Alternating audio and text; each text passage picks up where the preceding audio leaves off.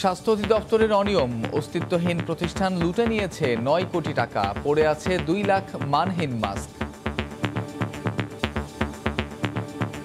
না, আমার কাছে এরকম কোনো তথ্য নাই, আদৌ আগে থেকেই নাই, কারণ আমি এখানে 10-12 বছর যাবত আছি। এভিনিউ 5 কি ডি ব্লক? না, Avenue of the sea block, D block তো এখানে নাই। মন্ত্রণালয়ের যেহেতু তদন্ত কমিটি করছে, তো এখানে এরপরে আর আমাদের তো নিজে সে তদন্ত করার কোনো সুযোগ নেই। সারা দেশে ১.৫ লাখের বেশি অনুমোদনহীন ফার্মেসি, অদক্ষ কর্মী দিয়ে দেদারসে চলছে ওষুধ বিক্রি। আমি 10 পাস, এখন আমার যেমন ওষুধ সম্বন্ধে একটু ধারণা নিতেছি বা শিখতেছি। 2 বছরের লাইসেন্স ছাড়াই ব্যবসা করছি। দেশে ২৪ ঘন্টায় করোনায় ৪৭ জনের মৃত্যু, শনাক্ত ২,২০০ জনের বেশি।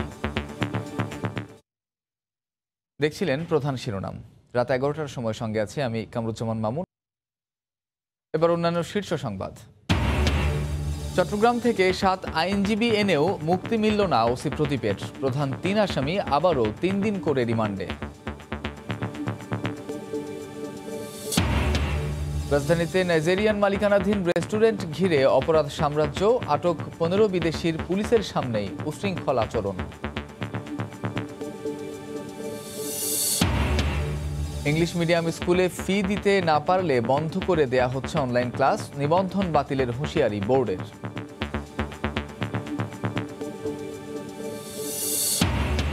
এবং ভারতের আশ্বাসের পরও চীনকে ভ্যাকসিন ট্রায়ালের প্রথম সুযোগ দিল বাংলাদেশ, কূটনৈতিক মহলে আলোচনা।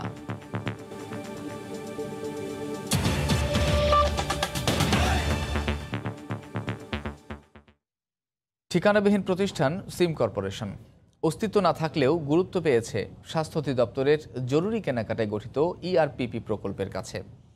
মানহীন ২ লাখ পিস KN95 মাস্ক সরবরাহ করে হাতিয়ে নিয়েছে ৯ কোটি টাকা। জানতে চাইলে বর্তমান পরিচালক দায় চাপান সাবেক পরিচালকের ওপর। পলাতক মালিককে খুঁজে না পেয়ে এর মধ্যে তার নামে দায়ের করা হয়েছে মামলা। ওমর ফারুকের ছবিতে এহসান জুয়েলের রিপোর্ট। প্রকল্প অফিসে দেখা গেল স্বাস্থ্যকর্মীদের জন্য কেনা ২ লাখ পিস KN95 মাস্ক পড়ে আছে গত ৩ মাস ধরে। মানসম্মত নয়, আমদানি করতে নেই ওষুধ প্রশাসন অধিদপ্তরের অনুমতিপত্র, অথচ ঠিকই সিম কর্পোরেশনকে শোধ করা হয়েছে ৯ কোটি টাকা। প্রতিষ্ঠানটির খোঁজে আমরা শহীদ মনির চৌধুরী সড়ক সেন্ট্রাল রোডে। বাড়ির কোথাও নেই সিম কর্পোরেশন, ভাড়াটিয়াদের রেজিস্ট্রি খাতায়ও নেই প্রতিষ্ঠানটির মালিক মোস্তফা মানোয়ার মিম নামে কোনো ব্যক্তির নাম। কোনো অফিস নেই এখানে, শুধুই অ্যাপার্টমেন্ট। মোস্তফা মানোয়ার নামে কেউ থাকে এখানে? না না না না, এই ১১০ নম্বর বাড়িতে সিম কর্পোরেশন নামে একটা অফিস আছে। না, আমার কাছে এরকম কোনো তথ্য নাই, আদৌ আগে থেকেই নাই, কারণ আমি এখানে 10-12 বছর যাবত আছি। অফিস খুঁজে না পেয়ে সিম কর্পোরেশনের ওয়েবসাইটে গিয়ে দেখা যায় তাদের কাজ সফটওয়্যার ডেভেলপ ও LED বাল্ব সরবরাহ করা। সেখানে তাদের কাজের বিবরণের পাশাপাশি রিভিউতে বাণিজ্য মন্ত্রী সহ বেশ কয়েকজন বিশিষ্ট ব্যক্তির ছবি ব্যবহার করা হয়েছে।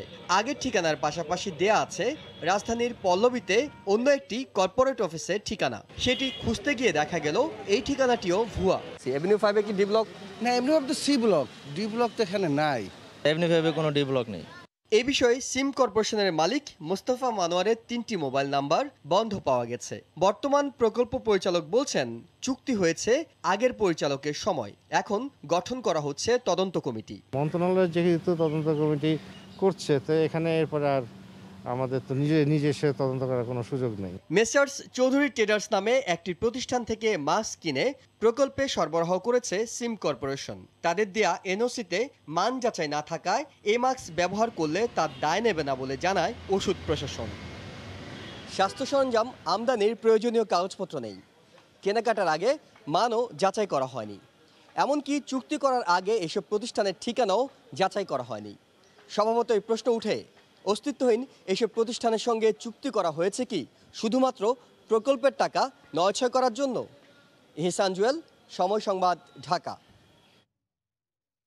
আগ্রহ দেখিয়েছে ভারত, কিন্তু শেষ পর্যন্ত চীনকে সুযোগ দেয়া হলো করোনা ভাইরাসের ভ্যাকসিন ট্রায়ালের। বিষয়টি নিয়ে কূটনৈতিক মহলে নানা কৌতূহল থাকলেও বাংলাদেশ বলছে নির্দিষ্ট কোনো দেশের ওপর নির্ভরশীলতা নয়, বরং সবার কাছ থেকেই ভ্যাকসিন নেয়ার কথা ভাবা হচ্ছে। চীন আগে আগ্রহ দেখানোয় তাদের আগে সুযোগ দেয়া হয়েছে। এহসান জুয়েলের আরও একটি প্রতিবেদন। দুনিয়াব্যাপী ছড়িয়ে পড়া মহামারীর বিরুদ্ধে লড়ছে চিকিৎসা বিজ্ঞানীরা। জুলাইয়ের মাঝামাঝি সময়ে অক্সফোর্ডের ভ্যাকসিন পরীক্ষা সফল হলে আশাবাদী হয়ে ওঠে বিশ্ব। একই সময়ে চীন থেকেও ঘোষণা আসে দ্বিতীয় ধাপের ট্রায়ালের। এই ভ্যাকসিন ট্রায়ালের জন্য 19 July Bangladesh medical research council BMRC-কে প্রস্তাব দেয় চীন। ইতিবাচক সাড়া দেয় BMRC। চীনের রাষ্ট্রদূত স্বয়ং ট্রায়ালে প্রথম স্বেচ্ছাসেবক হওয়ার আগ্রহ প্রকাশ করেন। ওনারা ভ্যাকসিন ট্রায়ালের জন্য অনুমোদন দিয়েছে, ন্যাশনাল রিসার্চ এথিক্স কমিটি অনুমোদন দিয়েছে। এরপর শুরু হওয়া নানা কূটনৈতিক তৎপরতায় হঠাৎ পিছু হটে স্বাস্থ্য মন্ত্রণালয়। মন্ত্রণালয় থেকে প্রথমে বিষয়টি পররাষ্ট্র মন্ত্রণালয়ের এখতিয়ার বলা হয়। এককভাবে চীনের ভ্যাকসিন ট্রায়ালের অনুমতি দেওয়ার বিষয় থেকে সরে আসে স্বাস্থ্য মন্ত্রণালয়। শুধুমাত্র চাইনিজ একটি কোম্পানি সাইনোভ্যাক কোম্পানির উপরে নির্ভর করে কিন্তু আমরা থাকবো না। ভ্যাকসিন নিয়ে নানা সময় নানা বক্তব্য দেন মন্ত্রী।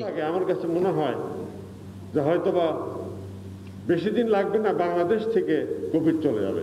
ভ্যাকসিনের প্রয়োজন হবে কিনা জানি না। রাশিয়ান অ্যাম্বাসেডারের সাথে কথা বলেছি, ইন্ডিয়ান অ্যাম্বাসেডারের সাথে কথা বলেছি এবং চায়নার অ্যাম্বাসেডারের সাথেও কথা বলেছি। করোনার কারণে সব যোগাযোগ বন্ধ। তার মধ্যেই চলতি মাসে হঠাৎ ভারতের পররাষ্ট্র সচিবের ঢাকা সফর। কারণ হিসেবে দুই দেশের পক্ষ থেকে বলা হয় করোনা ভ্যাকসিনে বাংলাদেশকে অগ্রাধিকার দিতে চায় ভারত। তাদের যে ভ্যাকসিনগুলো ডেভেলপ করছে আমাদের জন্য সেটা অ্যাভেলেবল করা হবে। 1 মাসেরও বেশি সময় ধরে চীনের ট্রায়ালের সিদ্ধান্ত ঝুলিয়ে রাখা হয়। তবে সিঙ্গুলার সফরের 10 দিনের ব্যবধানে বাংলাদেশের পক্ষ থেকে অনুমতি দেওয়া হয় চীনকে। চায়নার একটি কোম্পানি বাংলাদেশে তারা ট্রায়াল করতে চায়। আমরা নীতিগত সিদ্ধান্ত করেছি যে আমরা ট্রায়াল করতে দিব। ICDRB করবে এই ট্রায়াল। এজন্য 60টি হাসপাতাল থেকে বাছাই করা হবে 4200 স্বাস্থ্যকর্মীকে। ট্রায়ালের জন্য চীন দেবে 1 লাখ ভ্যাকসিন। এহসান জুয়েল, সময় সংবাদ, ঢাকা। করোনায় আক্রান্ত হয়ে দেশে একদিনে আরও 47 জন মারা গেছেন। নতুন শনাক্ত হয়েছেন 2211 জন রোগী। এ নিয়ে দেশে মোট রোগীর সংখ্যা 3,07,000-এর কাছাকাছি। স্বাস্থ্য অধিদপ্তরের হিসেবে গত 24 ঘন্টায় নমুনা পরীক্ষা করা হয়েছে 13,741 জনের। এই পর্যন্ত মোট পরীক্ষা করা হলো 15,14,126 জনের নমুনা। 24 ঘন্টায় নতুন শনাক্ত 2,211 জন। মোট আক্রান্ত শনাক্ত 3,06,794 জন। 24 ঘন্টায় মৃত্যু হয়েছে 47 জনের। এ পর্যন্ত মোট মৃত্যু হলো 4,174 জন আক্রান্তের। করোনা থেকে 24 ঘন্টায় সুস্থ হয়েছেন 3,378 জন। মোট সুস্থ হয়েছেন 1,96,836 জন। সারা দেশে অনুমোদনহীন ফার্মেসি রয়েছে 1.5 লাখের বেশি। লাইসেন্স নবায়ন ছাড়াই চলছে প্রায় 70% ফার্মেসি। বেশিরভাগ দোকানেই নেই ফার্মাসিস্ট। তদারকির অভাবকে দায়ী করে বিশেষজ্ঞরা বলছেন এ কারণেই বাড়ছে ভেজাল ও মেয়াদোত্তীর্ণ ওষুধ বিক্রি। অভিযোগ খতিয়ে দেখে ব্যবস্থা নেওয়ার আশ্বাস বাংলাদেশ ফার্মেসি কাউন্সিলের। নাজমুস সালেহির রিপোর্ট। দেশের ওষুধ বিপণনের অন্যতম বাজার রাজধানীর শাহবাগ। ঔষধ প্রশাসন অধিদপ্তরের তথ্য বলছে এই শাহবাগেরই 70 ভাগের বেশি ফার্মেসি চলছে মেয়াদোত্তীর্ণ লাইসেন্স দিয়ে। সরেজমিনে খোঁজ নিয়ে দেখা যায় কারো 2 বছর, কারো 3 বছর আগেই পেরিয়ে গেছে লাইসেন্সের মেয়াদ। 2 বছরের লাইসেন্স ছাড়াই ব্যবসা করছি। এখন আমি গতকাল থেকে দিছি নবায়ন করার জন্য। লাইসেন্সের ব্যাপারটা আমি শুধু জানি নবায়ন করার জন্য দেওয়া হয়েছে, ওইটা প্রক্রিয়া দিন আসছে। প্রতিটি ফার্মেসিতে বিশ্ববিদ্যালয় পাস, ডিপ্লোমা করা অথবা ঔষধ কাউন্সিলের প্রশিক্ষণপ্রাপ্ত একজন করে ফার্মাসিস্ট থাকার নিয়ম থাকলেও বাস্তবে তার প্রয়োগ নেই। আমি ফার্মাসিস্ট না, ফার্মাসিস্ট ওনারা বাড়িতে চলে গেছে। এক্সপেরিয়েন্সের উপর দিচ্ছি, যতটুকু শেখা দরকার ততটুকু শিখছি। আমি 10 পাস, এখন আমার যেমন ওষুধ সম্বন্ধে একটু ধারণা নিতেছি বা শিখতেছি। এসবের জন্য সংশ্লিষ্ট প্রতিষ্ঠানের তদারকির অভাবকে দায়ী করে বিশেষজ্ঞরা বলছেন এর কারণে হুমকির মুখে পড়ছে জনস্বাস্থ্য। প্রেসক্রিপশন অনুযায়ী সঠিক ওষুধটা তাকে দেয়া, এটা তো একজন ফার্মাসিস্ট ছাড়া সম্ভব না। সেক্ষেত্রে ভুল হওয়ার সম্ভাবনা থাকে, সেক্ষেত্রে জনস্বাস্থ্য একটা হুমকির সম্মুখীন হতে পারে। ফার্মেসি পরিচালনায় অনিয়মের কথা স্বীকার করে অনুমোদনহীন প্রতিষ্ঠানের বিরুদ্ধে অভিযান পরিচালনার আশ্বাস বাংলাদেশ ফার্মেসি কাউন্সিলের। ড্রাগ লাইসেন্স এবং ফার্মাসিস্ট রেজিস্ট্রেশন দুইটারই মেয়াদ থাকতে হবে, নাইলে ওটা অকার্যকর। এখন যদি ফার্মাসিস্টের বিরুদ্ধে অভিযোগ আসে আমরা খতিয়ে দেখব, দেখে সেই অনুযায়ী আইনের ধারা অনুযায়ী ব্যবস্থা হবে। ড্রাগ ও ট্রেড লাইসেন্স দোকানে প্রদর্শনের কথা থাকলেও তা মানা হচ্ছে না ফার্মেসিগুলোতে। নাজমুস সালেহি, সময় সংবাদ, ঢাকা। চট্টগ্রাম থেকে 7 আইনজীবী এনেও শেষ রক্ষা হলো না প্রদীপের। তৃতীয় দফায় 3 দিন করে রিমান্ডে পাঠানো হয়েছে মেজর অবসরপ্রাপ্ত সিনহা হত্যা মামলার আসামি ওসি প্রদীপ, লিয়াকত ও নন্দ দুলালকে। বাকি আসামিদেরও দ্রুত রিমান্ডে নেওয়া হবে বলে জানিয়েছেন তদন্তকারী কর্মকর্তা। তবে উচ্চ আদালতে যাওয়ার কথা জানিয়েছে আসামি পক্ষ। কক্সবাজার থেকে সেলিয়া সুলতানার রিপোর্ট।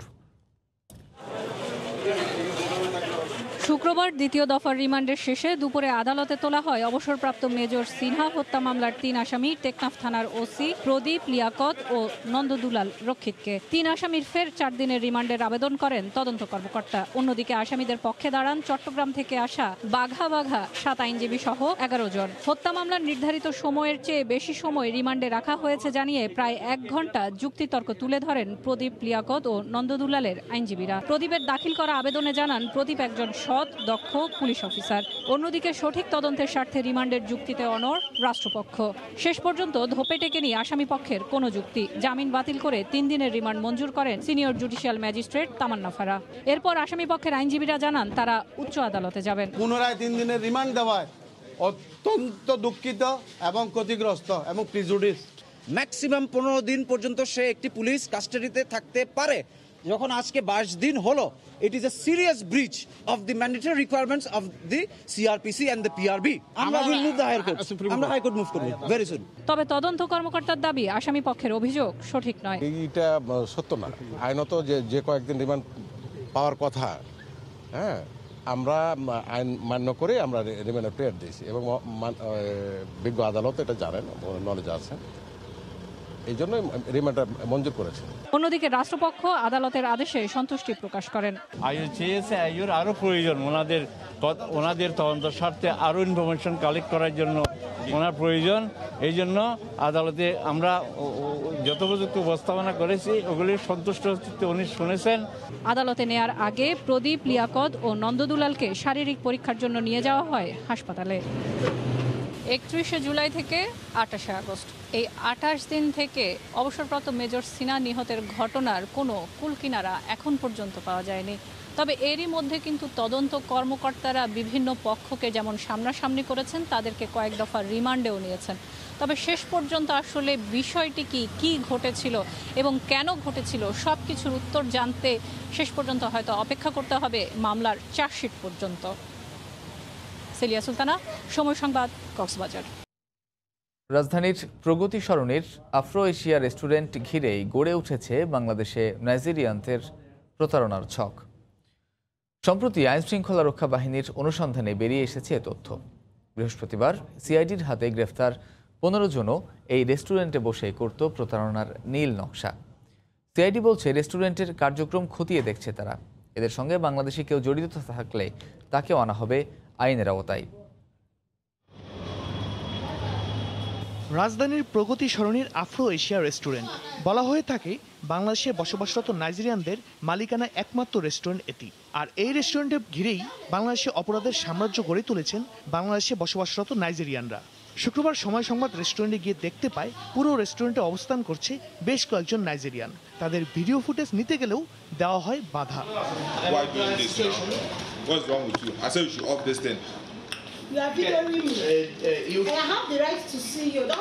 ইতিমধ্যে নানা অভিযোগের ভিত্তিতে আগস্টের প্রথম সপ্তাহে আইনশৃঙ্খলা বাহিনীর হাতে গ্রেফতার হয় এই রেস্টুরেন্টটির নাইজেরিয়ান মালিক ফ্রাঙ্ক জ্যাকব। তারা বলছে রেস্টুরেন্টটিতে নাইজেরিয়ান গঠিত কমিটির কার্যক্রম পরিচালিত হয়। মূলত সেই কমিটির আড়ালেই চলে অপরাধমূলক কার্যক্রম। রেস্টুরেন্টটিতে নাইজেরিয়ানরা মিলিত হয়ে তাদের অপরাধমূলক কার্যক্রম ঠিক করে নেয়। He did not commit any crime because as a Nigerian president's committee, once they arrest his member, he needs to go and check what happened. That is what he did. বৃহস্পতিবার সিআইডির হাতে গ্রেফতার 15 জন নাইজেরিয়ান নাগরিকও তাদের প্রাথমিক জিজ্ঞাসাবাদে এই রেস্টুরেন্টের কথা জানিয়েছে আইনশৃঙ্খলা বাহিনীকে। উইকলি বা কিছুদিন পর এই রেস্টুরেন্টে কিন্তু এই যে যারা গ্রেফতার হয়েছেন বা অন্যান্য সংস্থা থেকেও যারা গ্রেফতার হয়েছেন, এরা কিন্তু এখানে এসে একটা নিজেদের মধ্যে মিটিং বা আন্ডারস্ট্যান্ডিং হয়। তার মানে বোঝা যাচ্ছে যে কার কি ইনফরমেশন এগুলো শেয়ারিং বা এক্সচেঞ্জ হয়। সিআইডি আরও জানায় বাংলাদেশে এসেই নাইজেরিয়ানরা তাদের পাসপোর্ট ফেলে দেয় যাতে অপরাধ করে ধরা পড়লে কোনো তথ্য বের না করা যায়। এই 15 জনের মধ্যে 7 জনের পাসপোর্টই নাই।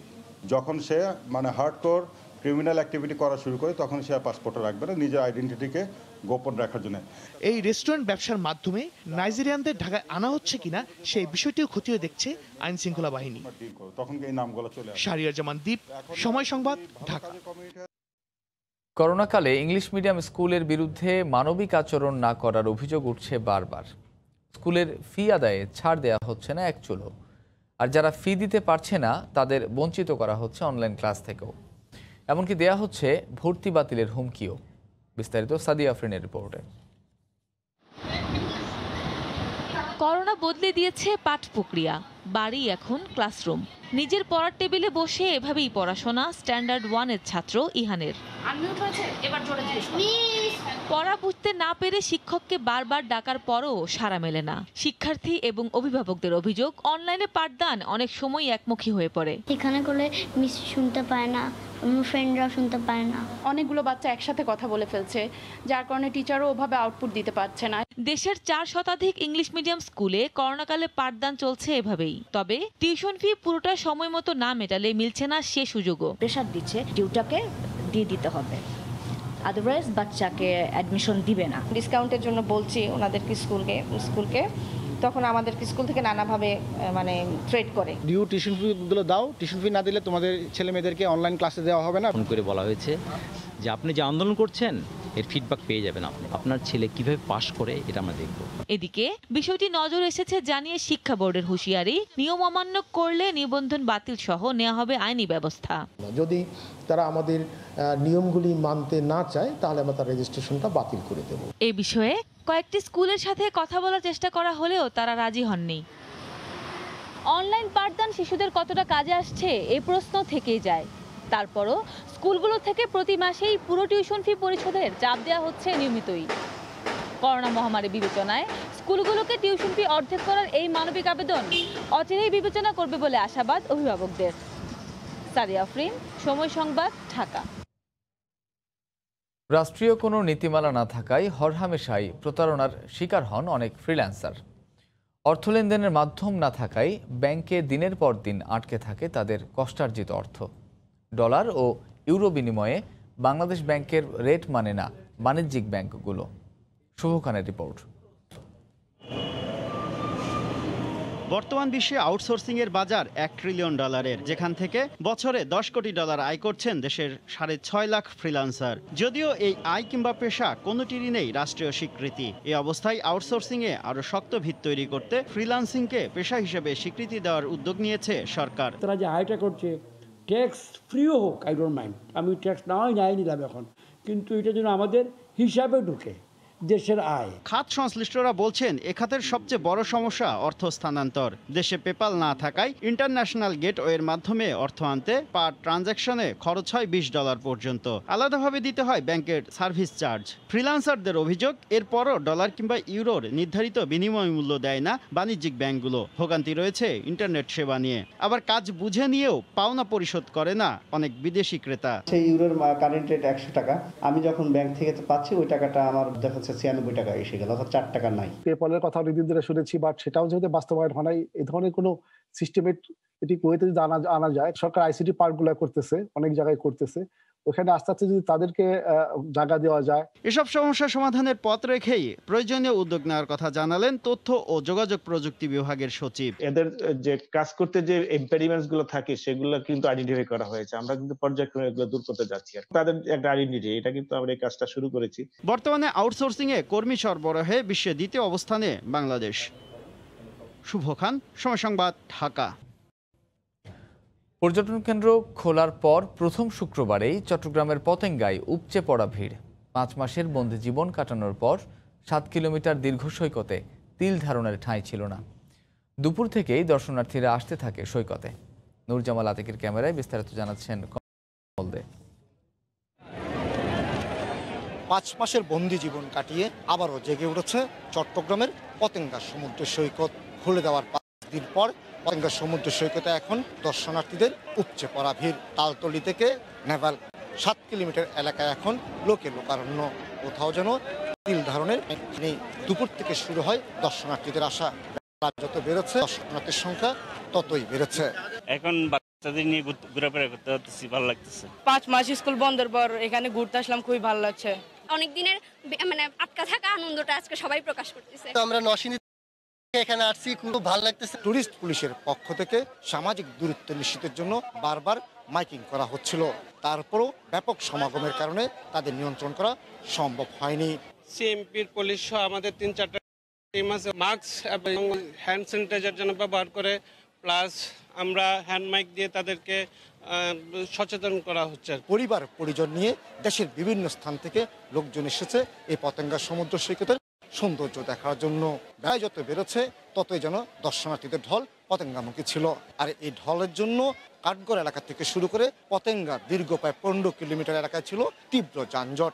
সৈকতে এসে কেউ বালুতে যেমন ঘুরে বেরিয়েছে, তেমনি কেউ কেউ স্পিড বোট নিয়ে ঘুরে বেরিয়েছে কর্ণফুলী নদী হয়ে বঙ্গোপসাগরের মোহনা পর্যন্ত। করোনা সংক্রমণ ঠেকাতে গত 22শে মার্চ পতেঙ্গা সমুদ্র সৈকত বন্ধ করে দিয়েছিল পুলিশ প্রশাসন। 5 মাস পর 22শে আগস্ট আবার খুলে দেওয়া হয়। আর এর ফলে শুক্রবার বন্ধের দিন হয় এখন ঢল সবচেয়ে বেশি। অর্থাৎ 5 মাসের বন্দি জীবন কাটিয়ে আবারও যেন প্রাণ ফিরেছে এই পতেঙ্গা সমুদ্র সৈকতে। সমুদ্র সৈকত থেকে কমল দে, সময় সংবাদ।